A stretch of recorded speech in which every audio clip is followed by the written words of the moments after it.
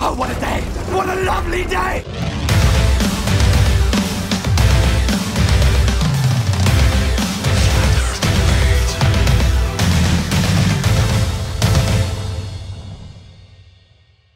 Welcome to Flat Earth Debate Live.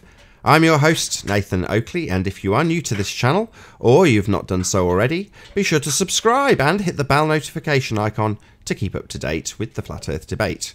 If you'd like to join the community debate, then go to nathanoakley.com and join the Flat Earth Debate Forum to keep up to date with the community Flat Earth Debate. If you'd like to support this channel, there is a super chat that runs alongside each of these shows while they're live. There's also a PayPal, Patreon and crypto link in the info box below the video. Most importantly, if you would like to join the discussion, then simply mute the page you are currently watching, then click the link in the info box below this video to join the panel and express your views on the shape of the Earth. If you do join, please don't swear. If you do, you'll be ejected, and if you are, please don't try to rejoin the stream using sock accounts. You'll be warmly welcome back on the next stream. Please also share the show on social media. Sharing the show obviously increases the live audience, but this in turn increases the chances of a more diverse panel. So please share the show. And one last time, if you're new to the channel or you've not done so already, be sure to subscribe and hit the bell notification icon to keep up to date with the Flat Earth Debate. Now we are joined by Sleeping Warrior, Rebel, Paul, Karen B, Aben, Deanne, Chocolate Saying, Arwin and Andrew. Good to have you all. Good afternoon. Good morning. Hello. A nice diverse panel. We'll go through a bit of housekeeping. Let's see how quick we can keep it. Any signs of Earth curvature? No. Absolutely no evidence whatsoever of any Earth curve. Only a little bit of obstruction at the atmosphere that everyone, Jose, thinks is Earth curve. But yeah, Jose, don't think childish things like water curving. I think the phrase is any obstruction's curvature, right? About axial rotation of the Earth-based variety. No axis. No evidence of an axis, no. No. I'm looking for the axis. About scientific evidence of gravity. Aberration. They've got gravimeters apparently, and gravimeters little numbers that are measured to 6 decimal places according to Walter Bistlin. And of course, it's probably the case that there is something out there that measures gravity to, or measures something to 6 decimal places. But my question is, well, how are you going to prove that it's the thing that you tell us that it is?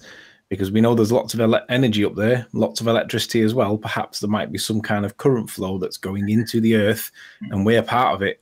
And maybe you're not measuring gravity at all, but you believe it that you are. Exactly. Like, how would you know that you are varying, that it is gravity if you can't actually vary it? Just if you detect put a little something. label, put a little label on the machine that says gravity meter, right? Yeah. The machine beeps. Well, there you go. You just proved gravity. There you go. Sure. Any scientific evidence of gravity? No. Mm-mm. What about the distance to the sun? Any evidence of that? We'll have none of that. There is distance to the sun. There is no distance to the sun. Apparent distance. No, We just not don't even know. apparent. Yeah, not even apparent. I give up. No distance. What do you mean by that? No distance to the sun, Armin? Well, for that to be something, you'd first have to actually confirm that it is a physical thing. And we only get apparitions. We only get the apparent sun disk, how it feels to us, how it looks to us, and then the behavior when you move over the Earth or in the direction of the sun, and then you figure out that's gonna move right with you. And that's Right. not something that physical objects do when you try to approach them, for Right. So example.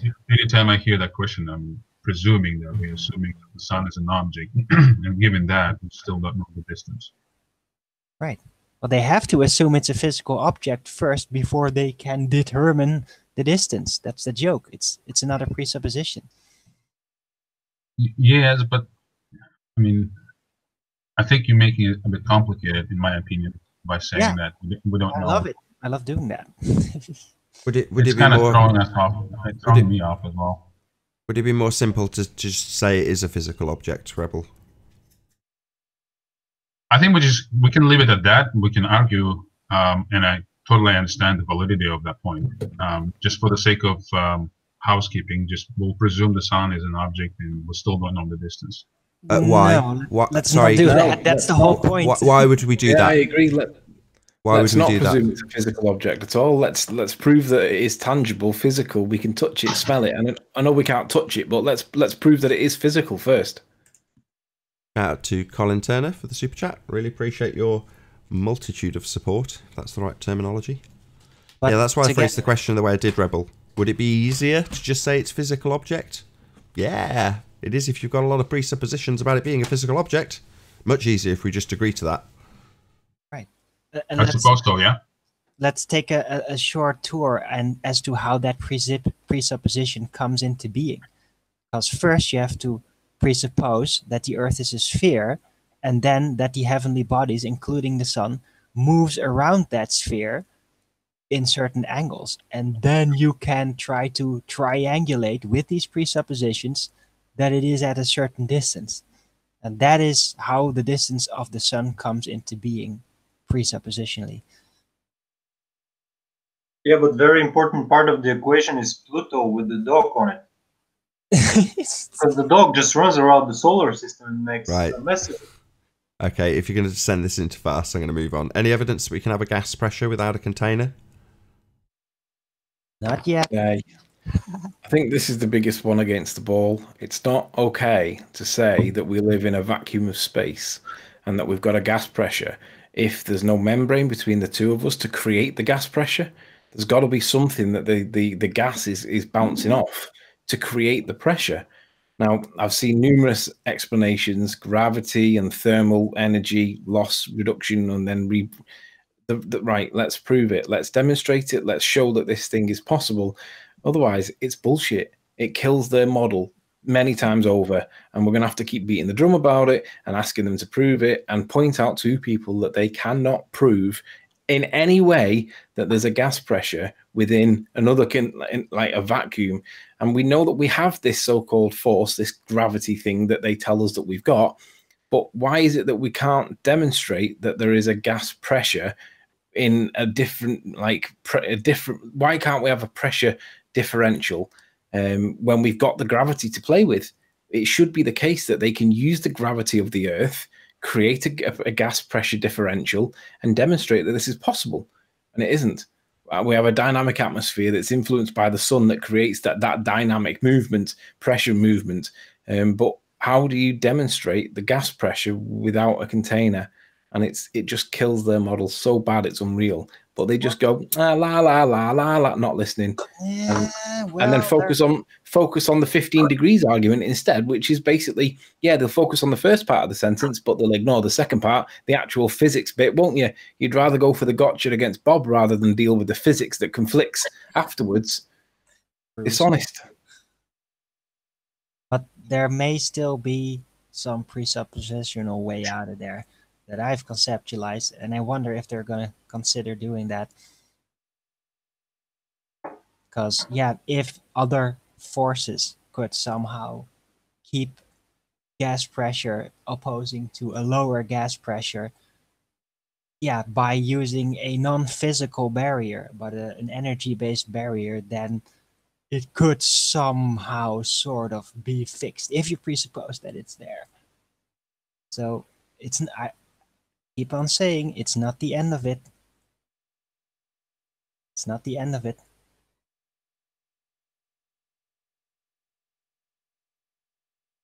But yeah, if you want to prove it on Earth, yeah, ooh, good luck. Next. What are you talking about, Arwen? Just go outside.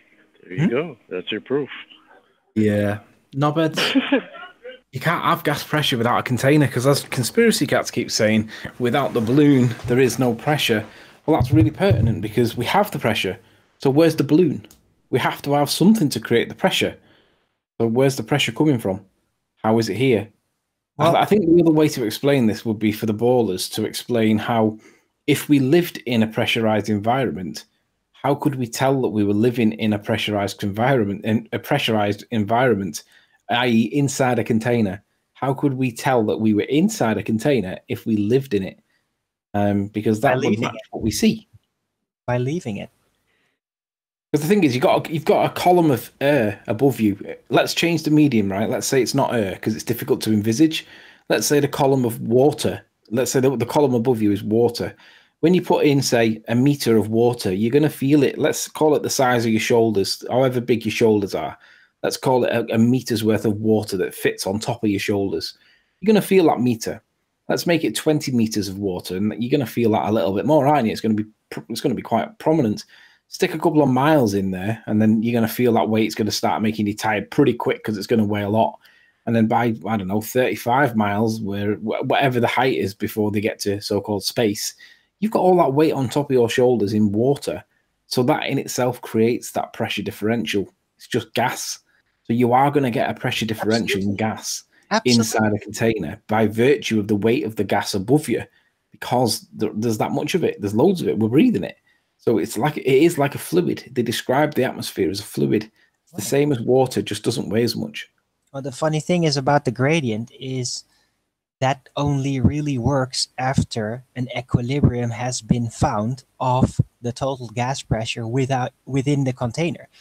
It's a very basic concept that's constantly being overlooked. But yeah, even with that, might not be over yet. But that's a lot of the comments I get on that video too, is if we're inside of a container, then how come the pressure isn't the same all the way up to the top?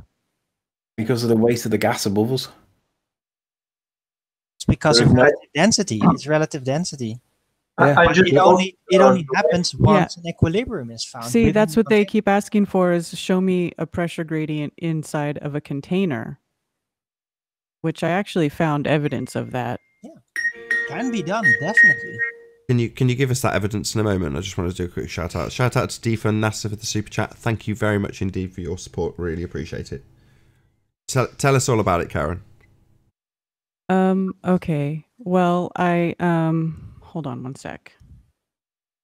There's a video that I'm sure you guys are familiar with Cody's lab. He actually made a video about something called Dalton's law, which is it's a Dalton's law of partial pressures. Right, so that's basically talking about a pressure gradient inside of a container, that you can have partial pressures inside of a container. And so he made a video. Let me see if I can find it in my history here. Dalton's law, Wikipedia. In chemistry and physics, Dalton's law, also known as Dalton's law of partial pressures, states that in a mixture of non-reacting gases, well, we know that the atmosphere is non-reacting noble gases, right? Or at least most of it, some of it at least, the total pressure exerted is equal to the sum of the partial pressure of the individual gases. This empirical law was observed by John Dalton in 1801 and published in 1802, and is related to the ideal gas laws. All right, so it says, let me read that again. It says the total pressure exerted is equal to the sum of the partial pressures of the individual gases. How can you have individual gases if they all mix? I think you're talking about separation of elements here. Sorry, I talked over Rebel. Can you just repeat that, Rebel? Sorry, I talked over you. I'm assuming they are talking about separation of elements. And also, you can't have separation in a gas, can you? Well, it depends on. You will have. I'm assuming. I'm not an expert. You probably will have layers of certain elements within the atmosphere that are heavier than the others. So they will just stack themselves up just like any other elements. Yeah, but what you're implying there is that the gases are immiscible, and I'm not entirely sure that they're immiscible. I think that might be the odd one or two examples, but I think it's possible that they're all miscible and they all mix.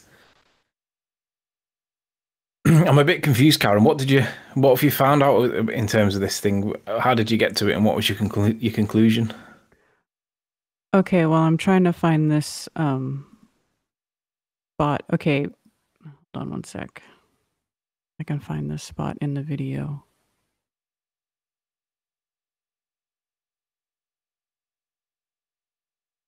But basically, he takes two gases, two different gases. Hold on. Let me screen share. See, to be honest, if you think about helium and hydrogen, I don't see how they could ever sit as miscible with the other gases, because even though there's no, even though they're able to flow in between each other, they're too dense and too like not dense. So I don't even know. I don't get how they could be like not separated. I don't know how. I'm messing this up. What I mean is, I don't see why the helium wouldn't rise to the top and sit there like a layer in a cake, for the gas, for the lower gases, the heavier gases, to sit towards the bottom like a layer of cake. But apparently they mix, and I'm confused as to how that's possible when they are denser. There must be a concentration of more dense gas matter at the bottom by virtue of that fact. But maybe, I don't know, maybe it doesn't do it that way. Well, gas is spread out a little bit more than liquids. And also have a Anthony, thought. check the link in the group chat. Last one. And also, if you think about it, I mean, our atmosphere is very dynamic. It'd be like constantly, constantly shaking up a vinaigrette bottle, or Italian dressing bottle, where you're constantly keeping it mixed up. So eventually, if there wasn't that dynamic flow, you probably would eventually have gases settle in. If they're roughly the same density, they would stay mostly mixed most of the time. But if there's no air current whatsoever, it would seem like it might settle out to different layers. Okay, well, can I show you guys this then? And you can tell me what you think. Yeah, go on. Okay, so basically he's built this contraption here where it's got a pressure gauge on one side and a pressure gauge on the other side. And in the beginning of the video, he pressurizes one side to a certain amount and then the other side to a certain amount. And then he's got this valve in the center here that that closes it off. So it's got a hard barrier between it, and then he'll open the valve, and then you'll see the pressures on the pressure gauges even out once he opens the valve. So here he's got these clear tubes on the bottom, right? And so this side has one type of gas in it that's liquefied, and this other side has another type of gas that's liquefied in it. And so he pumps them up, pressurizes them to different pressures. The valve's closed at the minute, right? Right. It's closed at first, so they're different. Okay, so one side's got propane, the other's got something else in it. I forget what it is, but so here he shows the pressure. So the propane's like just over, it's like 125. This one's at about like 65 before he opens the valve. And then it has, you can see the liquid levels right here, right? So they're liquid up to a certain level. So then he opens it, and then the valves immediately equalize, right? So then what starts to happen is these liquefied gases start to not become liquid anymore and turn back into their gaseous form, and they start to fill up the space in the container, right? But there's not enough space in the container for it to go all the way back to gas. So after a while, you he mixes it to hurry up the process. So then after a little while, the liquid level goes down. See, now the liquid level, after it's all, completely equalized out, the level is down super low. They're about half of what they were when he started, but you still have it all inside this container. So that right there, that to me looks like that's a pressure gradient inside of a container. So you have some of the gas has turned back into gas and is filling up the available space. And since there's not enough space for it to all go back to gas, there's some of it remains a liquid at the bottom. And that's basically to me, that looks like that's what's happening. It depends on what they mean when they say pressure gradients, because you're right. At the bottom of that test tube, I'm going to call it a test tube, it might not be, but at the bottom of the test tube, you're going to get a weight of liquid of whatever that is above you. And at the top of that test tube, where you're in the gas, then you're going to get a totally different reading, because the pressure is different there. You haven't got the fluid around you. So it is demonstrating a pressure variance in that system, I agree. But what they will say is, no, you've got the gauge at the top. Look at the two gauges at the top towards the end of the video. So if you can get it where the gauges are on screen, right there, they will argue that, the two pressures have equalized and you haven't got a pressure gradient. You've got equalization, which we don't have in the atmosphere. Well, I would say, well, that's only true if you've only got 2 gases in this case. If you have 12 gases, 6 gases, 4 gases, you're going to get different results. And although the overall pressure might be the same, you've still got that density gradient, which is the heavier stuff goes to the bottom and the more light stuff has to go up into the chamber to be the gas pressure itself. But again, it's all contained. Can't have the gas pressure without containing it. But remind yourselves of when you get the sulfur hexafluoride, which is that gas that's 4 times heavier than air, you need to fill it up in a fish tank, right? If the gas filled the available volume the way that their model tells us it does, then that sulfur hexafluoride must fill the available volume. It should become immiscible with the air that it sits in.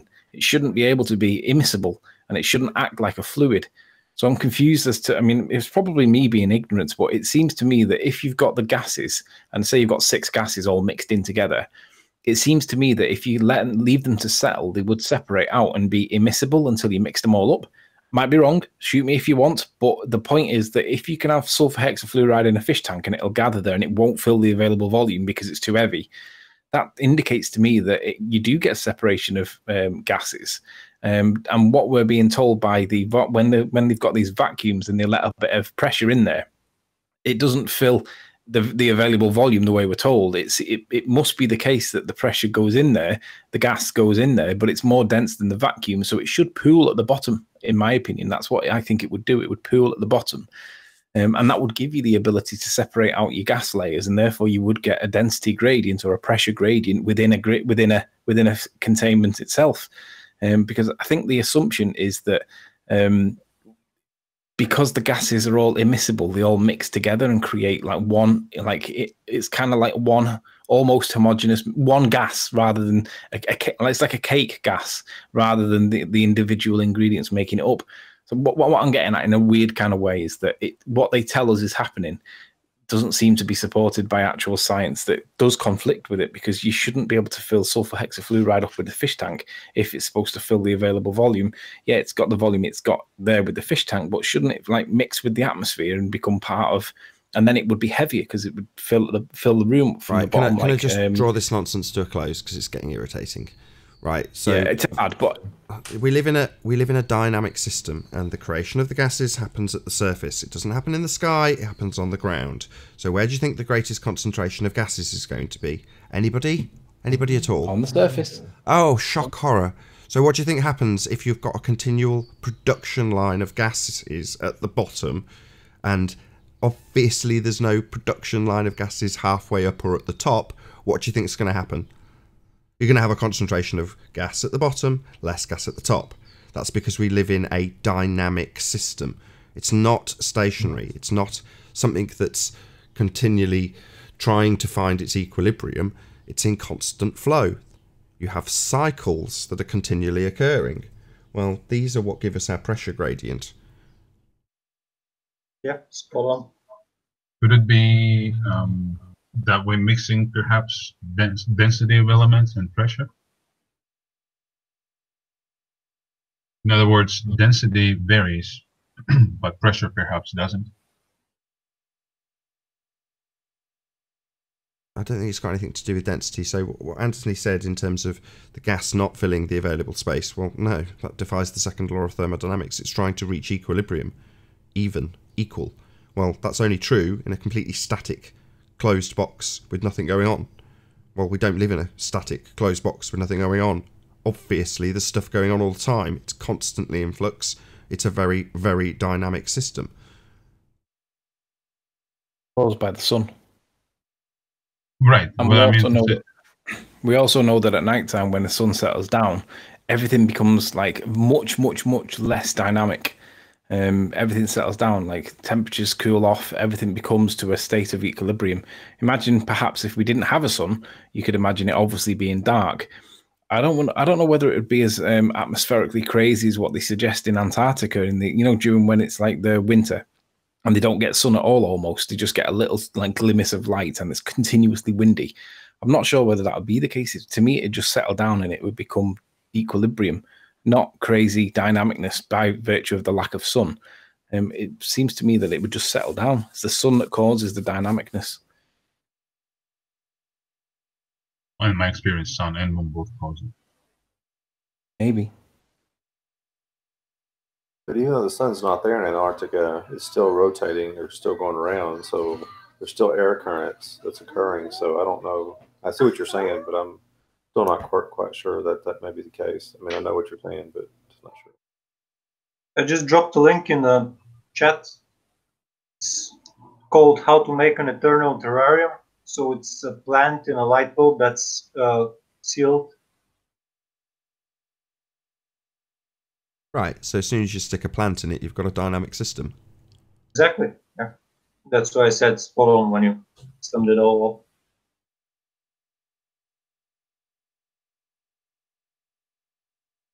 Well, I think that concludes the gas pressure without a container question quite concisely. Only took about half an hour.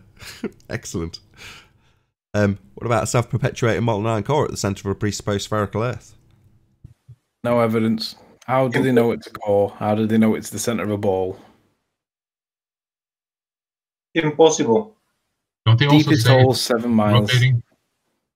Deepest hole, 7 miles. When seismology made its predictions, it got 4 of them wrong. They just don't know what's below certain points, and they can guess about it, but seismology made predictions that were all wrong, yet somehow they know how the centre of the Earth works. Really? Oh, and apparently it can only be interpreted if we live on a sphere. Well, given that it's an oblate spheroid, according to Neil deGrasse Tyson, that kind of rules that idea out as well. It's nonsense. So it's sort of pear-shaped, you know, a little chubby at the bottom, you know. Yeah. So then seismology's out the window, right? Because that only works on a sphere, according to conspiracy cats. Go on, Rebel. Go ahead. No, I was agreeing with Anthony in regards to molten iron core.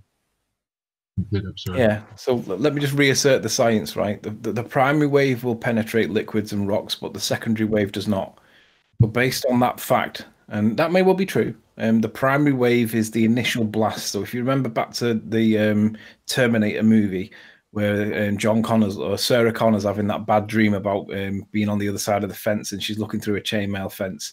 She sees the nuclear explosion, and she sees the primary wave, which is the shock wave, and that's the one that kind of rips everybody's like face off and whatnot. It's like destroys buildings and everything. That's the primary wave. The secondary wave is the slower one that comes behind it. It's like a tsunami, but it's all mechanical. That's the secondary wave. Now, the primary wave, shock wave, the blast, it will penetrate liquids and fluids, but the secondary wave apparently does not. Well, if that's the case, you only need a small layer of water below ourselves, and then that's not going to be penetrating anything. But you could interpret that layer of liquid to be magma if you wanted to be. But equally, you could also interpret it to be water. And what do you know? When we done the Kola super deep borehole and they dug 7 miles deep below the Earth's crust, what came out? Shed loads of not fresh water, but shed loads of water that they weren't expecting from the deep, plus a load of boiling hydrogen mud. Hydrogen? How's hydrogen down there?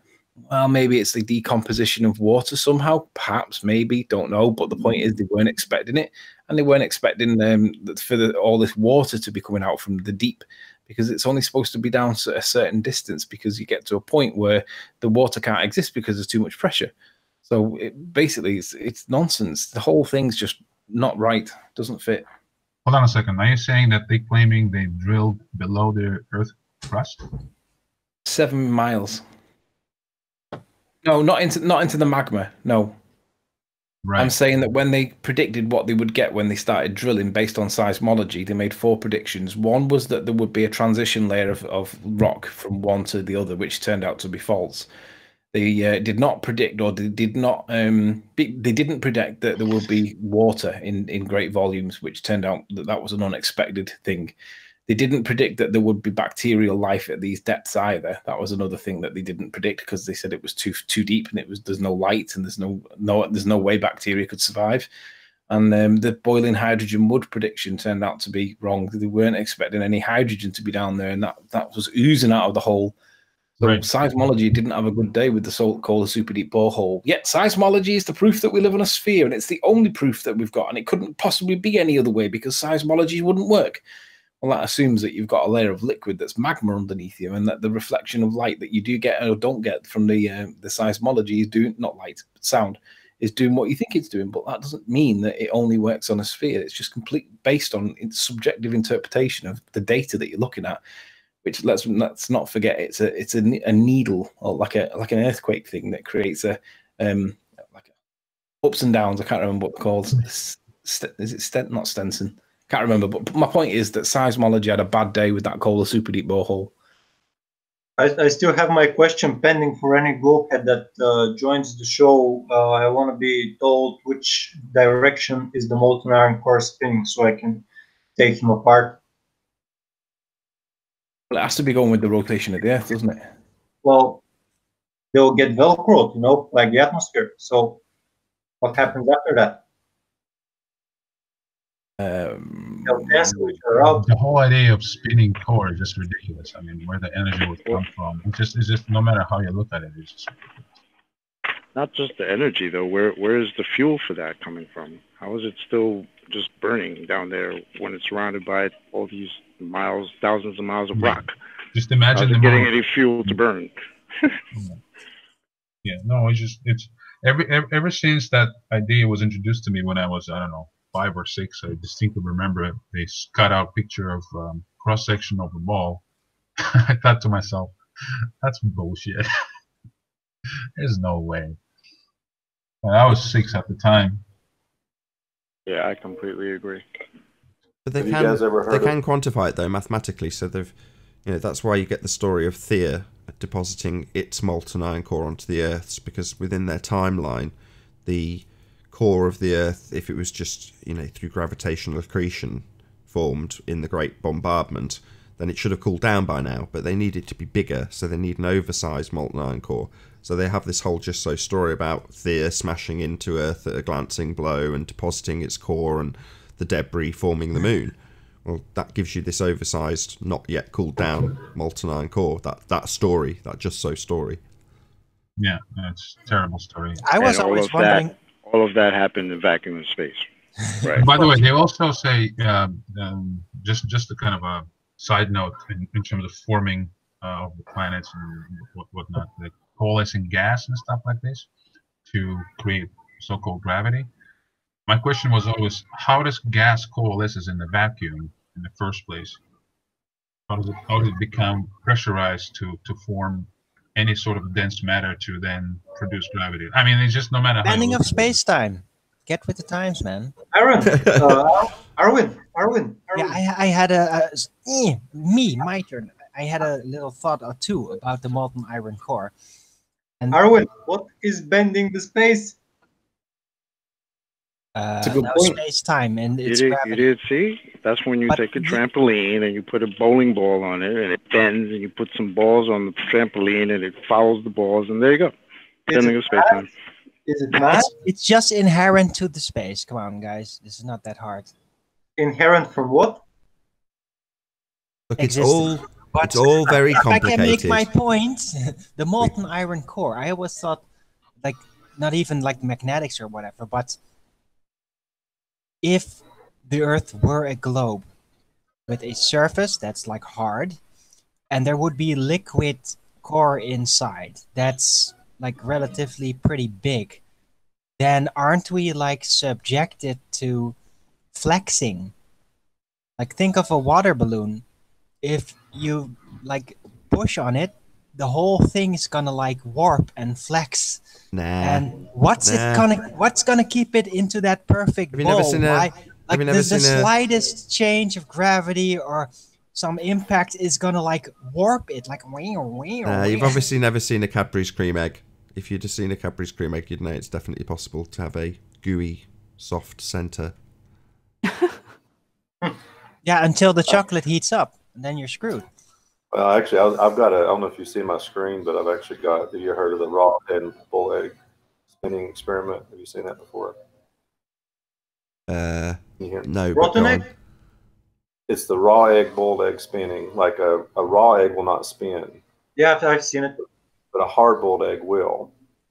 And the reason being is because the raw egg is a liquid, where the hard boiled is more solid.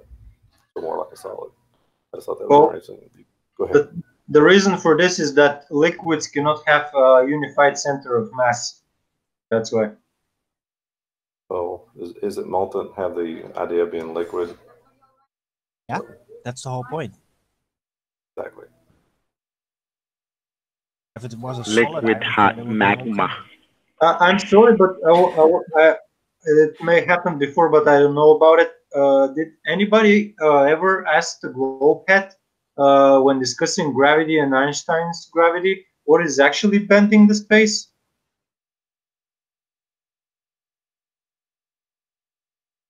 Space, by definition, has no property. The space-time. It's a feedback loop. It's What a does feedback bend loop. it? It's What's the bending matter it? that bends the space-time, and space-times that then bends matter.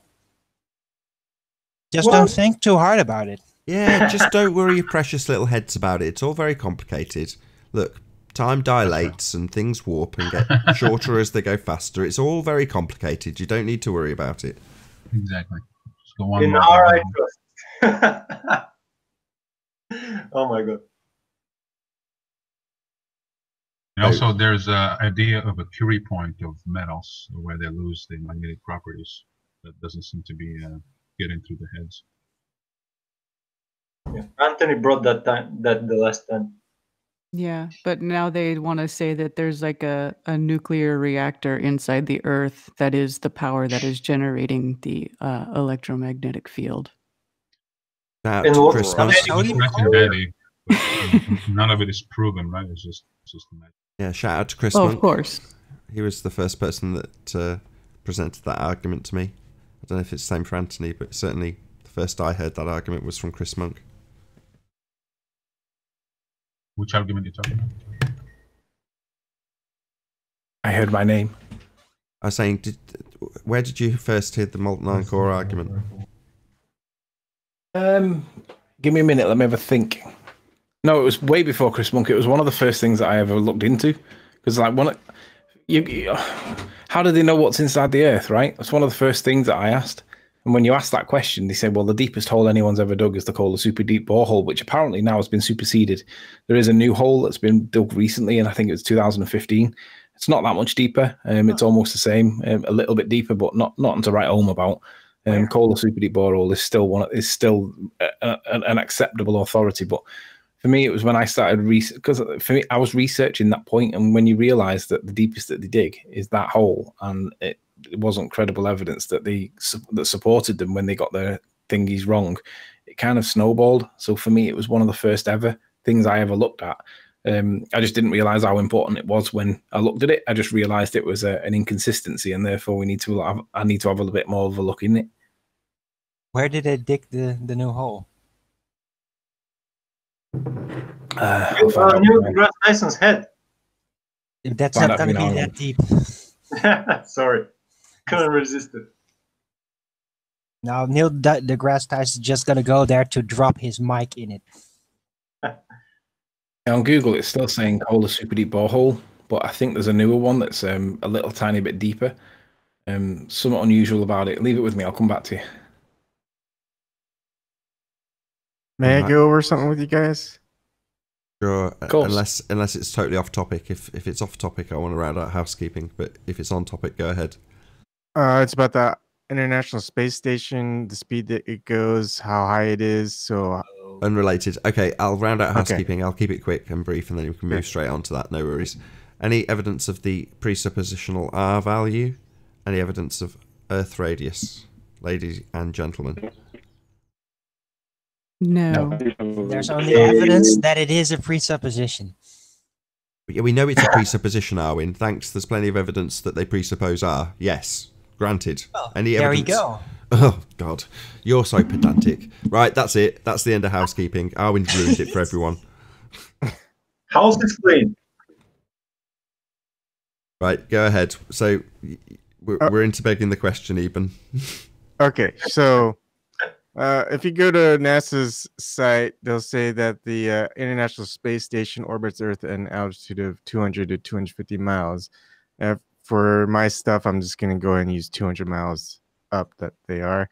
And they go a very fast speed, 17,500 miles per hour. That's what they're saying. This is NASA on nasa.gov. So to give a reference, the speed of a plane goes around 550 miles per hour. Speed of a bullet goes 1,700 miles per hour.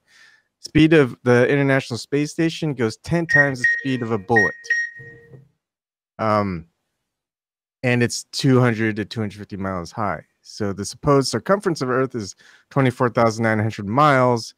If you multiply that by how high it is, 200 miles high, you'll get close to 5 million miles circumference, and you divide that by 2 if you're going horizon to horizon. If that's what you see, 180 degrees, you get 2.5 million miles circumference. Now, if you divide that by the speed of the International Space Station in miles per hour, what we should see is the International Space Station taking 142.28 hours to go from horizon to horizon. Did I do my math right? No. One question: is it just me that noticed that? What's the escape velocity of the space shuttles? You broke up. Can you repeat that? Escape velocity is 25,000 miles per hour. Compare it to the ISS speed now. Oh shit! How do That's they 17,500. What? How do they slow down in space? Just Who the hell knows, man? That's the Hold on, speed of the just before free he- fall just as before he- well. That's why. Just before we all hijack Eben, I just want him to make his conclusions and point and what have you. Go ahead, Eben. Oh no, go ahead. Sorry. No, I was clearing the way so that you could carry on. Oh no, I was just agreeing with someone. So sorry. Yeah, that's not how you discern the circumference. You don't multiply circumference by altitude. You need to do the radius by pi. Okay. I might have to retract that last comment. I can't remember where I read it, but I'm sure I read that the Kola super deep borehole had been surpassed by fractions, but now I can't find it, so I'll retract that previous statement because I can't now find a citation for it. However, it's possible that the ISS is effectively going round a flat plane, like when Arwin describes the Mobius strip for the sun. Well, I'm kind of with that. I kind of see the idea that the moon and the sun could be on a Mobius strip. Forget about the sun for a minute. The moon could be tangible. It could be physical. It could be orbiting us, but laterally, not going around a sphere. In the same way that if you look at, oh shit, what's it called? It's called, what's it called when it's on that really cold strip? I know it's the Mobius strip, but the really cold Quantum locking. Yeah, yes, quantum locking. I'm gonna, I'll tell you what I'm going to do. I'm going to share my screen because it's fab. Yeah. But my Mobius strip concept Hold on, originally but hold on. devised Why, to hold on, account just for 1 second, gravity, Darwin. not Just 1 second. have anything to Why do is with it that you get to presuppose it's a physical thing, Anthony, so you can spout flat Earth bullshit about what the moon is? I don't get it. I don't know that it is. All I'm saying is that there could be a physical moon up there. Maybe not, but there could be. Right. And if there I is, didn't do this to you last time. I'm going to do it to you this time. It could equally be floating on unicorn farts, right? So this story, I was kind last time. I was like, oh, well, it's equally as valid as their bullshit presuppositions and just so story. But I don't get it. This has always confused me. Why the necessity? I'll put it up. So, yeah. There you go. Why the necessity to speculate? Because there does appear to be something up there that looks kind of... No, I think it's a classic case of physicality assumption bias. I agree, Arwin. I'm not against that. All I'm saying is that if it is physical and it is a flat plane, this is how the mechanism may work. I'm not saying it does work. I'm just saying that this does happen. We can see this. Right, and I agree. I agree. But I have to give you both of those presuppositions, don't I? And then you're just so story. So what's the difference? That was my original question. Why would I let you do this and then pummel the living daylights out of a glowbed for doing it? You can pummel me. I'm just saying that there is explanations on a flat plane for why we may have something physical up there that seems to be orbiting laterally rather than circumferentially. Okay, somebody get the scoops. Go ahead, Riley. Okay, well, yes, Anthony's right. There are lots of just so stories out there. Well, I don't think there's anything wrong with it because we're just talking. We're not really debating a globe head and, you know. Yeah, and I am making it really clear that I'm spitballing. I'm not saying this is definitely what we think it is. I'm just saying that there are other explanations that may be what we're looking at. That's fair enough. I mean, I'll tell you why just because chocolate brought it up. The reason I've got a bee in my bonnet for a chocolate is because of I can't remember who brought it up on the last show, but basically, whoever the chap was that brought up the moon's atmosphere extending out, it's just another way of getting you to come up with just so bullshit stories, and start begging the question on their behalf, fighting about models, and I'll get to my point. The point being that if you've already got an answer, in other words, if the general consensus is the heliocentric explanation for what the moon is, what's the point in speculating, spitballing, and coming up with just so stories of our own, when if you just ask Joe Bloggs on the street what the moon is, he'll just parrot off the rhetoric. In other words, wouldn't it make more sense, rather than speculating, to first get people to appreciate that what we have currently is just a just so story? Because I'm nearly there. So what I'm saying is the danger is that if you offer up your just so story, and people are like information sponges, especially when they've been robbed of an explanation, they'll soak that up. They'll really, scrutinize it, give it their cognitive thought, and process it. And some people might even believe it, decide that is what the moon is, because they need to have an explanation. And I just think we're overstretching our boundaries, if you know what I mean. Yeah, it's fine to speculate, but I just think there's a much bigger task at hand, which is to say that expunging the current rhetoric, then you move on to figuring out what it is.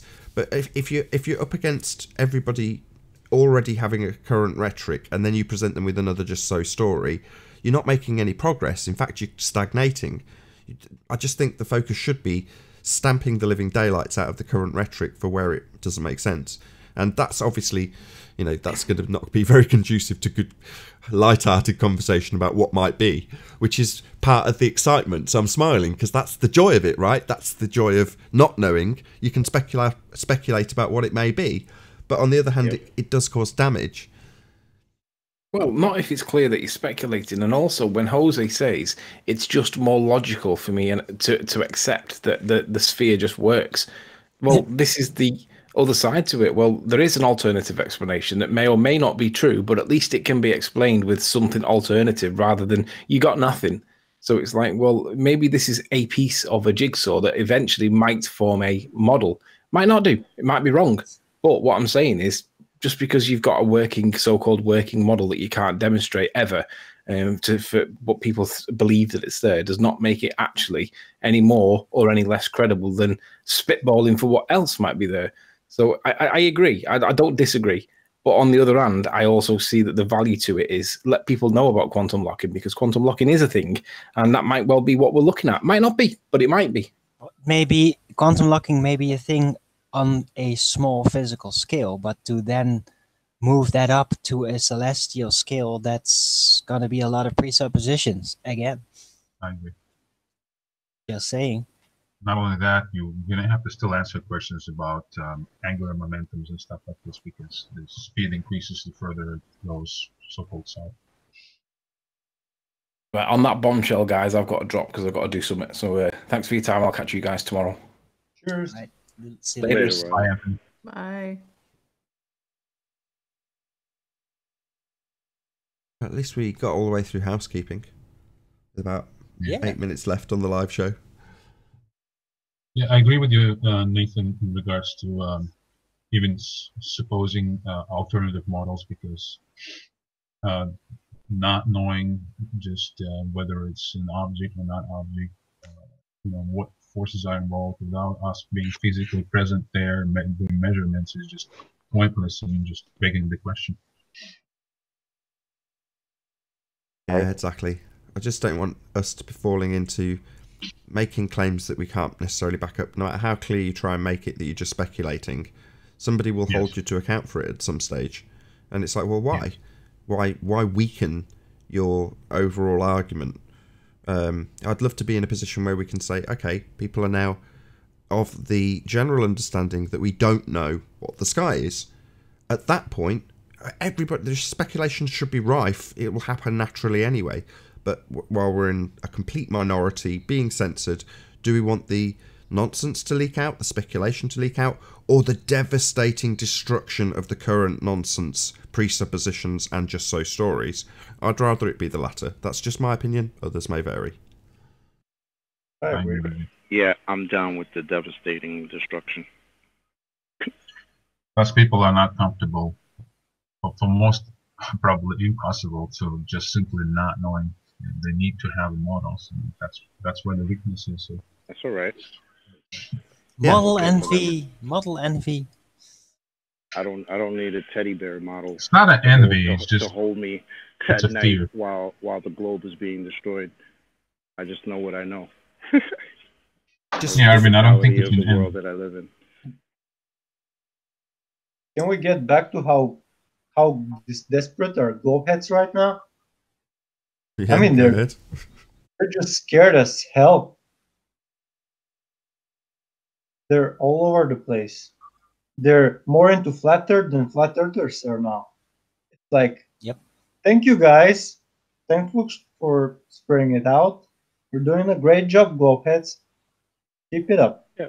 Well, isn't the very fact that they're engaged in this conversation proof that they are slightly nervous as to what's going on? Because, if they're comfortable with knowing they live on a spinning ball in space, then why are you here?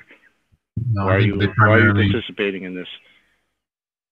they just want to rail up and make this topic more sort of more people aware of it to feed on the consensus reality, right? The more people will ridicule it in their eyes, that's what asserts their viewpoint.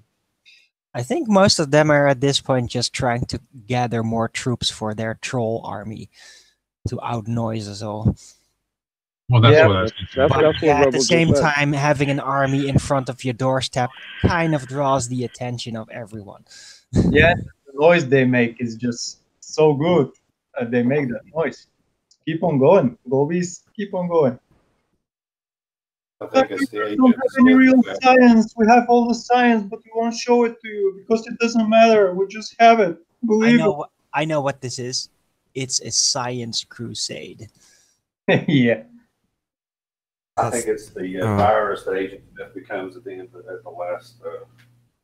I'm going to be that. I'm going to be that guy that just keeps getting on everyone's nerves. The guy in the cinema that tells you the plot. Me? No, me. So it's not. None of this is the fault of science or scientism. It's incorrect to blame this on science. So science being a narrow term, an empirical method. The problem is pseudoscience. So I'm going to be on Globebusters on Sunday, and Jaren, if you're listening, I'm really sorry. It's going to be a tough show for me because it's using this sword to chop globe heads off to the entertainment and amusement of flat earthers 90% of the time. Unfortunately, there's 10% of the time where I have to correct people like Jaren, which I do not like doing. And I don't care how you read that. Either way, he will blame science. This is the fault of science. Science says, etc., etc. And it's like, no, the distinction, and he's doing this anyway, so I'm not that worried because he's already identifying this himself. It's actually pseudoscience. So just with a small tweak to people like Jaren and anybody else for that matter's language, blame the real practitioners of nonsense, and they are the pseudoscientists. The people that have given us these extra scientific methods, plural, yeah, they're the ones that need to assert that what they say is true and real. So they're going to obviously try and deviate away from an empirical method if they can't apply it and say that that's not needed. This extra method is the new method, the more modern method, the better method, because they need to assert their nonsense. Well, they are, by definition, the pseudoscientists, the ones that claim to be scientific, empirical, but not scientific, not empirical, just so stories and presuppositions. But they are the pseudoscientists. And I want to get to the point where people realise that science is what you were taught in school.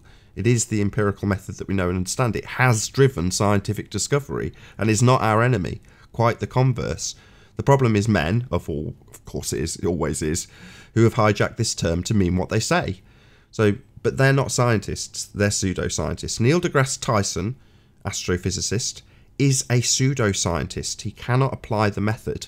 He only has observed phenomena and what he tells you. That's it. Comparisons, correlations, not science, not empirical. Well, of course, that guy's going to tell you that he's using a different method, and you don't need the dusty old empirical method. Of course, that's what charlatans do.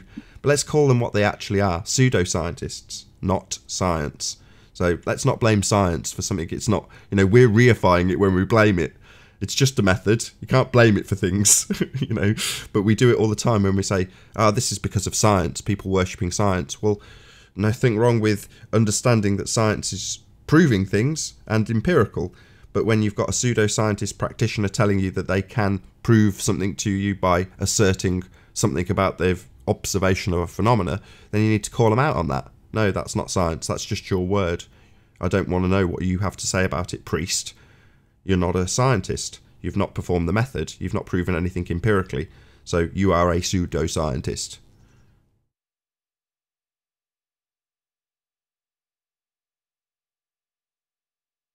I agree. That's a drop of mic moment, I think. Yep. Yes, well said. A globehead listening? Globeheads, can you hear that? Tap, tap. Is this thing on? Yeah. Globeheads don't listen. They just wait for their turn to talk. I don't know. I don't think they even wait their turn. They just talk over. That's true. There you go. Any globeheads orbiting you around?